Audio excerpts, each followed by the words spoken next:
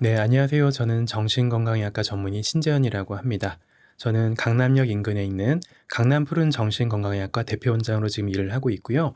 오늘 식채널에 나오게 된 거는 완벽주의자의 조용한 우울이라는 여러 가지 생각을 많이 하게 만드는 좋은 심리학 책이 있는데 이 책을 좀 소개시켜 드리고 또 내용에 대한 얘기를 좀 알려드리고자 해서 나왔습니다. 책에 부모의 언어 철학이 아이의 자신감을 키운다고 나오던데, 내 아이 자존감을 높게 키우려면 평소 어떤 언어 습관이 필요한가요? 음, 책에 좀 이런 내용이 많이 나오는데요. 아이는 부모의 언어를 모방하기 마련입니다. 우리가 모델링이라고 하죠. 아무래도 부모가 하는 말이나 태도, 행동 같은 것들을 아이는 그대로 답습하기 마련인데, 그래서 대화가 많은 집에서는 아이의 언어 발달이 상당히 빠릅니다. 그리고 부모가 쓰는 대화의 결에 따라서 아이의 자존감과 자신감이 많이 영향을 받고요. 먼저 아이의 자존감을 높여주는 언어 습관을 말씀드리자면 가장 중요한 건 있는 그대로의 아이를 존중하고 인정하는 그런 말들을 많이 합니다. 아이가 좋은 성적을 받거나 잘했을 때 칭찬하는 거는 쉽잖아요. 굉장히 쉬운 일인데 실패하거나 부족한 부분 보일 때조차도 그래도 괜찮다. 잘했다. 네가 성적이 어떻든 네가 실패를 하든 간에 그래도 우리는 너를 사랑한다라는 메시지를 계속해서 일관적으로 주는 게 굉장히 중요합니다. 아이가 결과가 아니고 노력하고 시도하는 과정 자체에 대해서 계속 칭찬을 받고 잘하고 있다는 응원을 받을 때 이런 마음에 있는 여러 가지 좀 배경들이 굉장히 단단해지고 내가 실패하거나 잘 못하더라도 나를 사랑해주는 사람이 있고 인정해줄 수 있는 사람이 있구나라는 것들이 바로 중요한 자존감의 뿌리가 되는 거죠. 반대로 절대로 피해야 될 언어 습관이 있는데 이런 것들은 이런 거죠. 너는 왜 이것밖에 못하니? 질책하는 말들, 누구는 잘하는데 너는 뭐니? 라는 식으로 비교하는 말들이 굉장히 최악의 언어 습관이라고 생각을 합니다. 아이를 격려하기 위해서라도 다음번엔 더 잘할 거야 대신에 이번에 최선을 다한 너의 모습을 참 잘 봤다. 너 최선 다했고 이 과정 자체가 중요하다는 말을 계속해서 아이에게 좀 전해주는 그런 태도를 보여주는 것이 아이의 자존감이나 삶에 대한 태도를 좀 더 풍성하게 만들어주는 중요한 요인이 될 거라고 생각을 합니다. 그렇다면 그렇게 좀 자존감이 높게 길러진 아이들이 보이는 행동 패턴 같은 게 있을까요? 네, 자존감이 높은 아이들의 행동 패턴을 보면 아이들은 우선 작은 실패나 실수를 별로 두려워하지 않는 게 좀 많이 보입니다. 시도 자체를 즐기고 또 새로운 일에 과감히 도전하는 모습을 또 많이 보이기도 하고요. 진료실에 한 번씩 어린 친구들이 찾아오는데 이 친구들을 보면은 좀 차이가 많이 나거든요. 아무래도 단단하고 좀 자존감이 강한 친구들은 낯설어하지가 않고 자기 할 얘기를 다 하고 자기 감정 표현을 충분히 하고 또 얘기를 해나가면서 깨달아가는 부분이 좀 상당히 많은 반면에 자존감이 낮은 친구들은 상당히 위축돼 있고 낯선 환경에서 말을 잘 못하고 내 마음이 어떤지 내가 어떤 상태인지 기분이 좋은지 나쁜지를 잘 표현하지 못하는 그런 모습을 보이거든요. 아무래도 자존감이 단단한 친구들은 자신의 감정이나 의견을 좀 더 자연스럽게 표현하고 표출하고 또 위축되지 않는다는 게 가장 큰 차이가 아닌가 생각을 합니다. 요즘 아이들이 너무 좀 오냐오냐 키워지다 보니까 커서 사회생활 문제를 겪는 아이들도 많다고 하는데, 아이를 키울 때 좀 지양해야 하는 부모의 태도가 있을까요? 아무래도 좀 요즘에 아이를 적게 낳는 문화가 좀 많이 퍼져 있잖아요. 그만큼 소중한 아이들이기 때문에 좀 이런 문화가 형성된 것이 아닌가 생각을 하고요. 먼저 아이를 키울 때 가장 지양해야 될 부모의 태도는 일단 무조건적인 허용들, 또 과잉 보호 같은 것들이 아까 말씀하셨던 이런 여러 가지 문제들 좀 만들어내는 것 같아요.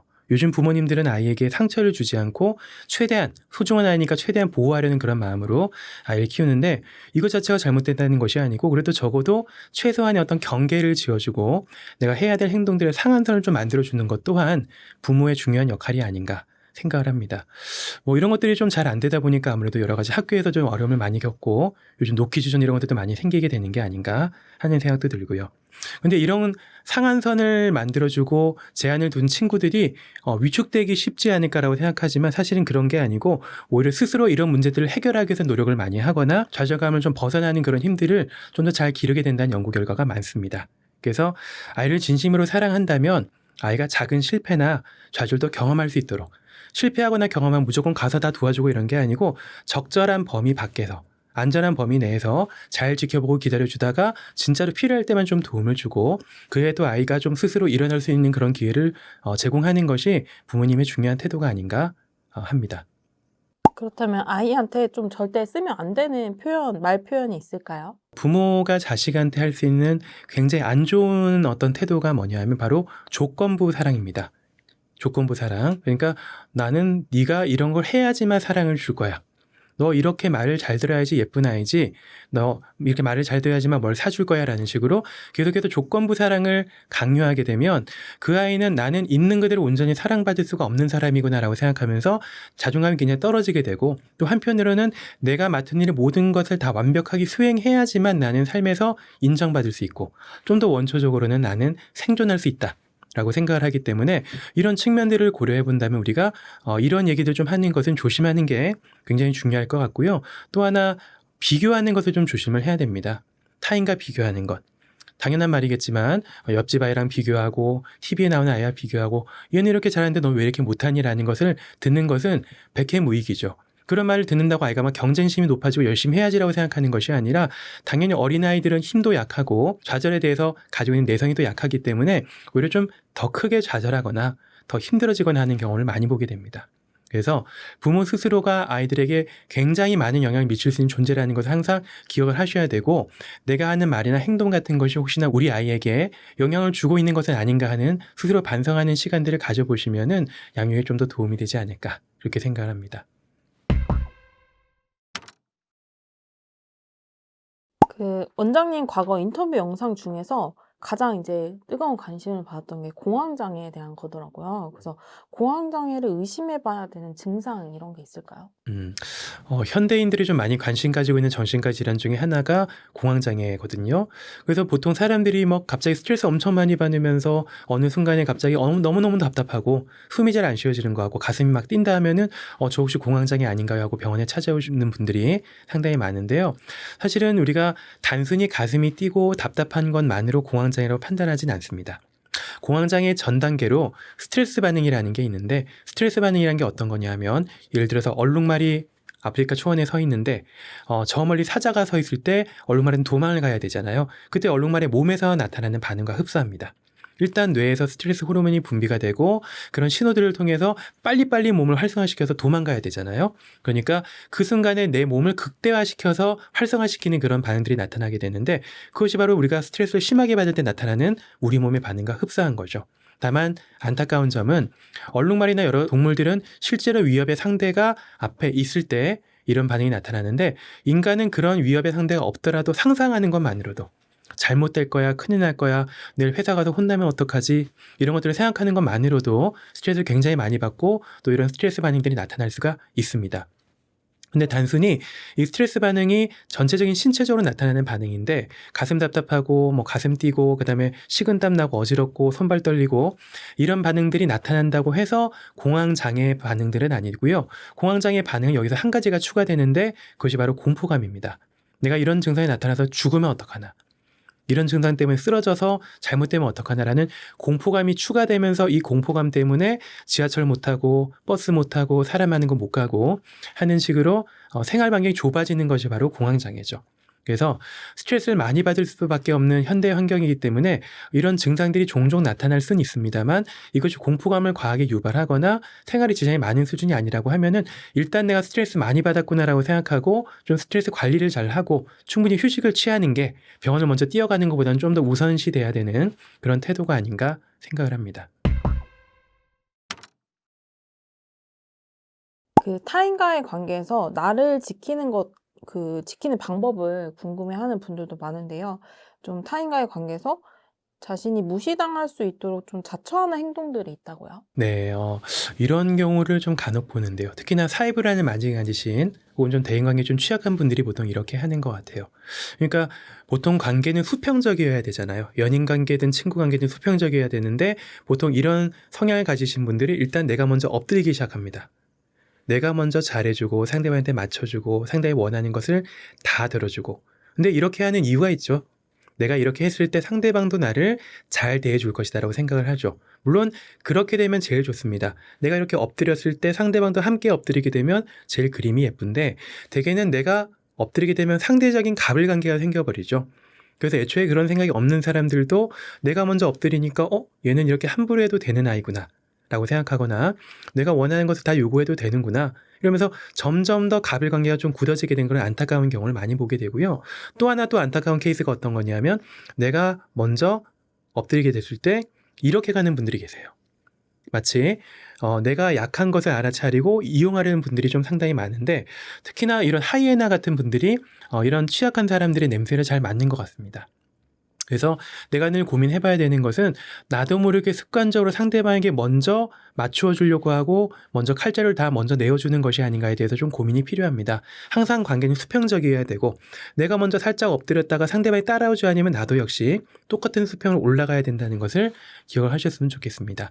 그러기 위해서는 내가 좀 더 나의 주장을 잘 해야 되고 내가 어떤 것을 원하고 어떤 것이 힘든지에 대해서 내 마음을 들여다보는 시간들도 함께 가져나가시면 도움이 될 거라고 생각을 하고요.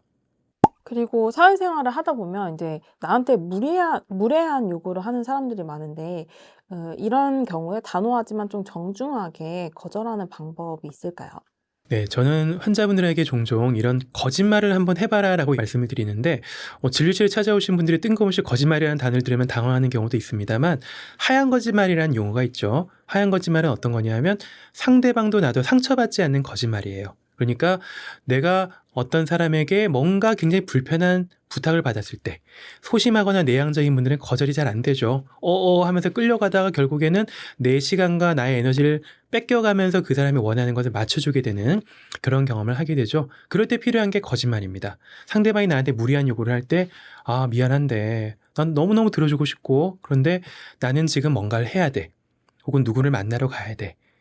굉장히 중요한 일이 있어. 집안에 처리해야 될 일이 있어서 네가 원하는 걸 지금 들어줄 수가 없어라고 좀 핑계를 대면서 얘기하는 것이 나의 주장을 뒷받침하는 데서 상당히 좀 도움이 되고요. 또 이런 거짓말의 핑계라도 가지고 있는 것이 내가 하는 말이 좀 더 자신감 있게 상대방에게 표현할 수 있는 그런 원동력이 되기도 합니다.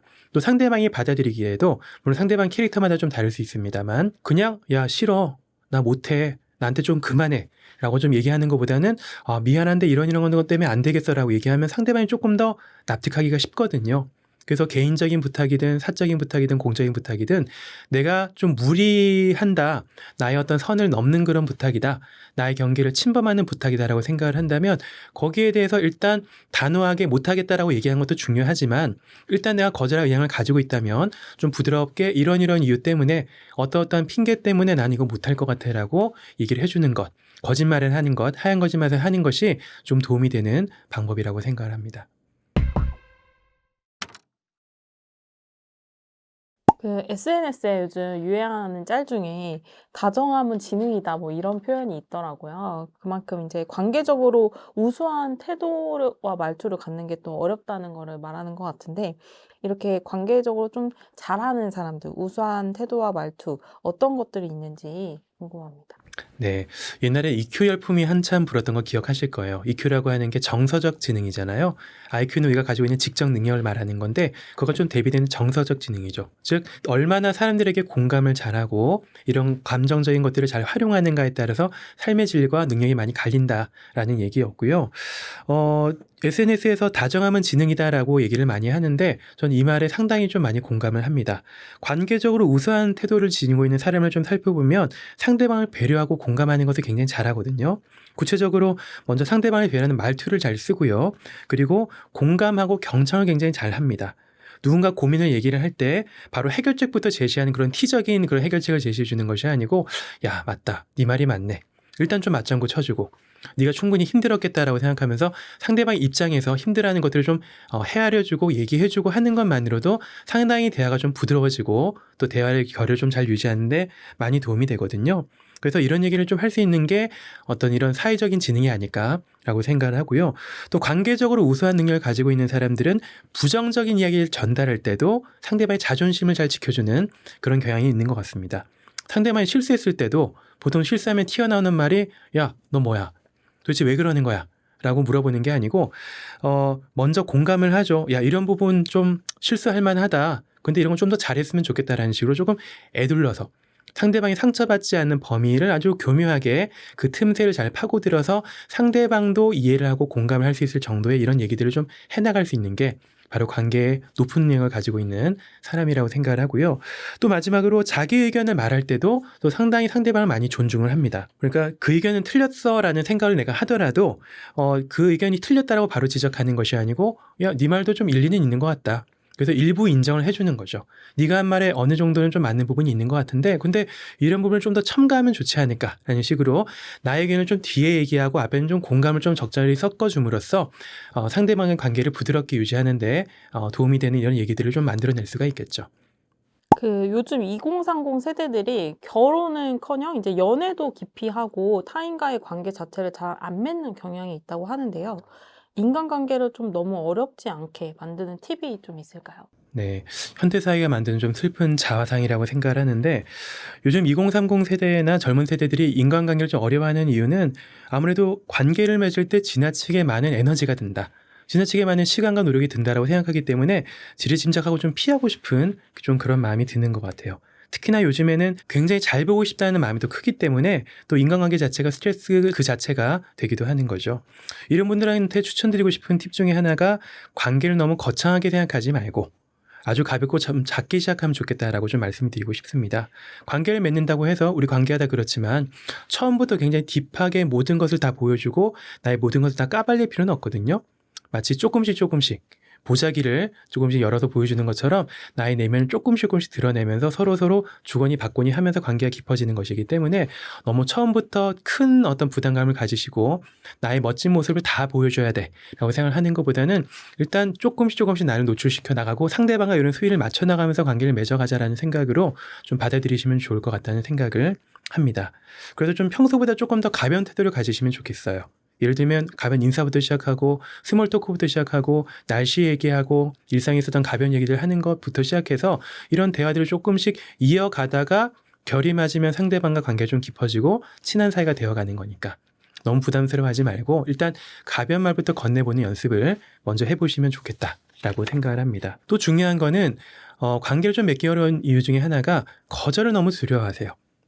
그래서 거절이나 부정적 평가에 대해서 너무 어렵게 생각하고 너무 힘들게 생각하지 말자라고 말씀드리고 싶은데 상대방이 나의 행동이나 나의 어떤 말들을 별로 좋아하지 않아도 큰일 나는 건 아니죠. 당연히. 그래서 이런 생각을 꼭 해보셨으면 좋겠고 상대방이 어떻게 생각할지 걱정이 들 때는 상대도 나만큼이나 관계에 대해서 고민하고 있겠거니라고 생각하면서 역지사지로 상대방 입장을 좀 바꿔서 생각해보는 그런 노력들도 도움이 될 거라고 생각을 합니다.